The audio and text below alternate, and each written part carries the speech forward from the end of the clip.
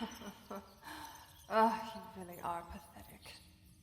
The big, terrible warlord, afraid of a few rodents. Or is it that you're loath to trample upon your own kin? Listen, princess, you're going to have to move faster, or we are never going to make it to the rendezvous point. I know that stealth missions have never really been your strong point. In school, you were more the hack and slash until the target was in pieces, no matter what the headmaster said sort. But this situation calls for us to go about undetected, so if you can keep your girlish screaming to a minimum, we may finally make it out of these damned tunnels and into your king's bedchambers. Ugh, shudder to think what waits for us there.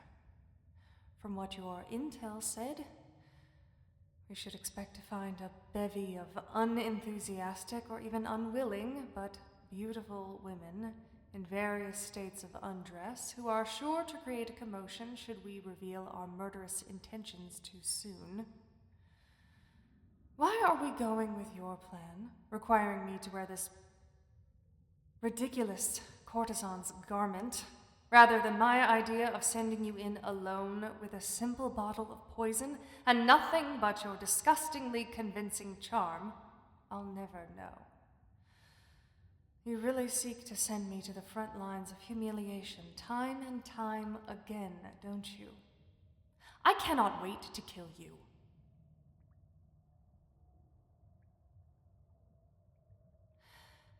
Yes, I'm aware that my threats seem rather lackluster in this pink, frilly thing you've made me wear. And I have not forgotten that you pulled this outfit from your own private collection, so there will be questions about that anon, but know that I will torture you someday, within an inch of your life. You will taste. It's just another nest of rats, you skittish, coward cat. How on earth did you survive sleeping in the trenches with the other warriors? Or did you talk yourself into the general's tent before your first battle's sun had even set? I figured as much. That tongue of yours sure is quick, slimy, and useful, it appears. No, I would not like to know how useful, you beast. Come along. Your faltering pace puts us even further behind schedule, and I do not wish to put Nakara's undercover efforts to ruin. She has worked diligently many a day while you have kept me holed up in your dungeness planning chambers, overflowing my ears again and again with that yarn of a utopian future you plan to spin. You'd think that your overwhelming faith in my abilities that led you to steal me away from my home and literally magically bind me to serving your cause would result in you allowing me to do, say, some degree of actual work.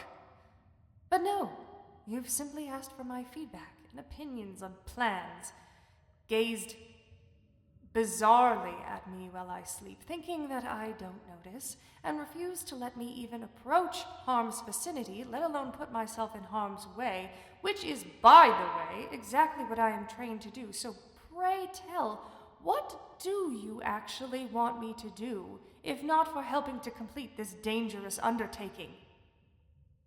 Am I simply a sounding board for you to bounce ideas off of, and a pretty face to use to draw the king's eye until your men step in to do the dirty work?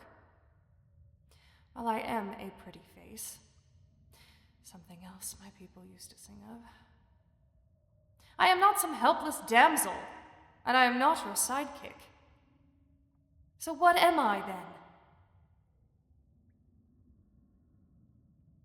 Don't you dare ever call me your slave again.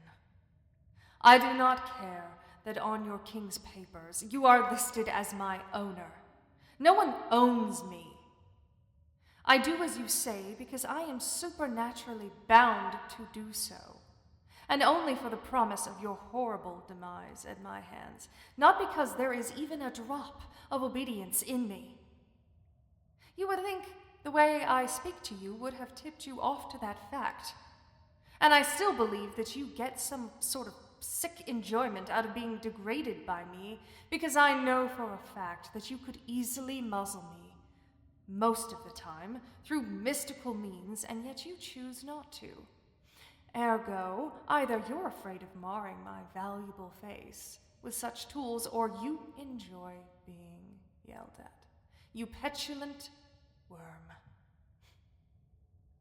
I have half a mind to say nothing when the two of us are together, which is far too often for my taste. But your infuriating face is just so... Ugh! Hush. There are guards up ahead. We must remain low.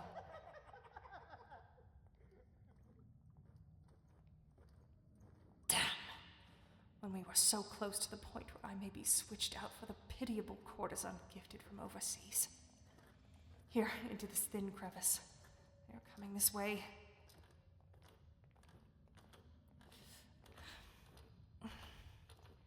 Stay still, you fool. Hurry up.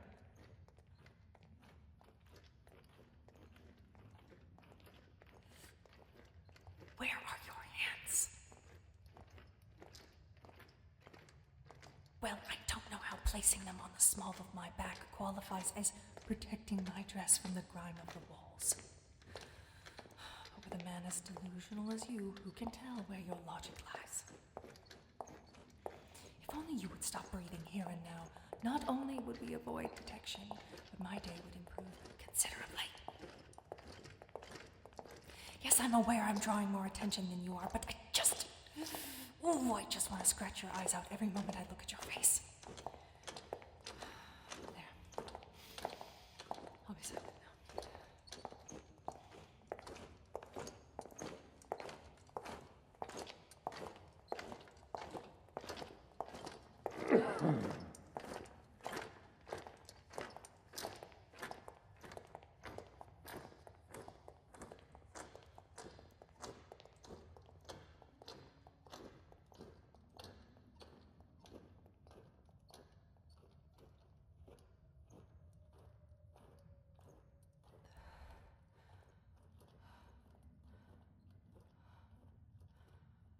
Thank goodness they're gone. Oh, the less people who see me in this luxuriantly outrageous getup, the better. I am pleased we will have occasion to kill everyone who lays eyes upon the sight. I have said they are gone. Remove your hands from my body before I lob them off and leave you nothing but bleeding stumps with which to pleasure your perpetually lonely self. It's better, but not by much. Oh, these tunnels are far too narrow for comfort. No, I'm not claustrophobic. How dare you say such a thing? Just feel as though the walls are closing in. No more dawdling. Now that the path is cleared, let us go murder your stupid king.